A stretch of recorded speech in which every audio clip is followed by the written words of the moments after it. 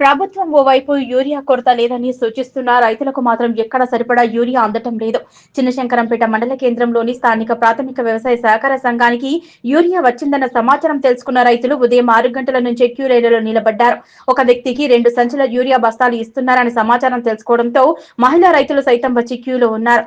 ఉదయం 6 గంటల నుంచి యూరియా కోసం పడిగాపులు కాస్తున్నామని, ఇంటి వద్ద వంట కూడా చేయకుండా వచ్చి వరుసలో నిలబడితే ఒకరికి 2 సంచులు ఇస్తున్నారని, పిల్లలను పాఠశాలకు పంపించకుండా ఇంటి వద్దే ఉంచి ఉదయం వచ్చి వరుసలో నిలబడితే సరిపడా యూరియా కూడా ఇవ్వటం లేదని రైతులు ఆవేదన వ్యక్తం చేస్తున్నారు.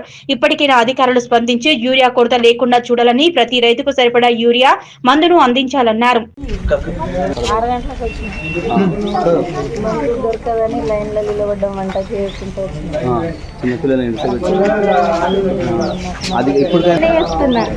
మందు కోసం సీరియల్లో నిలబడ్డం మాకు దొరకాల 6 గంటలకు వచ్చిన వెంట చేయలే ఏం చేయలేదు.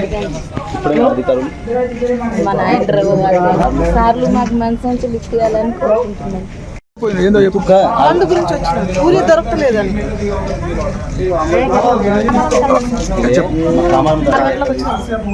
ఊరి దొరకలేదు, వంట చేయకుండా వచ్చింది. ఇప్పుడైనా అధికారులు స్పందించి యూరియా కొరత లేకుండా చేయాలని మేము కోరుతున్నాం సార్. 6 గంటల నుంచి ఇప్పటిదాకా లైన్లో నిలబడ్డాము. యూరియా కొరత ఉంది. మా పిల్లలను మా భార్యలతో సహా మేము వచ్చినాము. యూరియా కొరత బాగున్నది. మా పిల్లలు స్కూల్ పోయేది ఇడిసపెట్టి మేము లైన్లో నిలబడ్డాము. దయచేసి అధికారులు స్పందించి మాకు యూరియా కొరత లేకుండా చేయాలని మేము విజ్ఞప్తి చేస్తున్నాం సార్. దయచేసి యూరియా మాత్రం స్పందించాలి. వెంటనే కలెక్టర్లు కానీ అధికారులు కానీ స్పందించి తక్షణమే యూరియా కొరత లేకుండా చూడాలని మేము కోరుకుంటున్నాం సార్. గంటలకు ఇప్పటి నుంచి వచ్చిన ఒక లారీ 400 సంచులు, మేము 600 జనాలు ఉన్నాం సార్. మాకు ఈ కొరత యూరియా వచ్చిన లోడ్ మాకు సరిపోదు.